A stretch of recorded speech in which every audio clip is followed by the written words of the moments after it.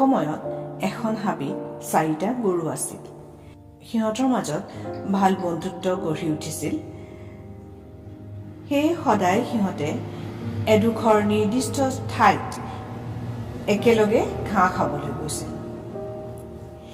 এদিন এটা সিংহই সেইফালেদি যাওঁতে 4টা গৰুকে ঘাঁহ খাই থকা দেখিছিল।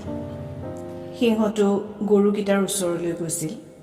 যেতিয়া গৰুকেইটাই সিংহটো দেখিছিল, তেতিয়া আটাইকেইটা গৰুৱে একেলগে সিংহৰ লগত যুঁজিছিল। গৰুকেইটাই একেলগে কৰা আক্ৰমণত ভয় খাই সিংহ পলাই গৈছিল। কিছুদিন পিছত কিবা কথাত গৰুকেইটাৰ মনোমালিন্য হ'ল আৰু সিহঁতে বেলেগ বেলেগ ঠাইত অকলে অকলে ঘাঁহ খাবলৈ যোৱা কৰিলে। এই কথাটো সিংহই লক্ষ্য কৰি আছিল। সিংহই ভাবিলে, এই সঠিক সময়, এটা এটাকৈ গৰুকেইটাক খাব পৰা যাব। সেয়ে সি এটা এটাকৈ আটাইকেইটা গৰুকে মাৰি পেলালে।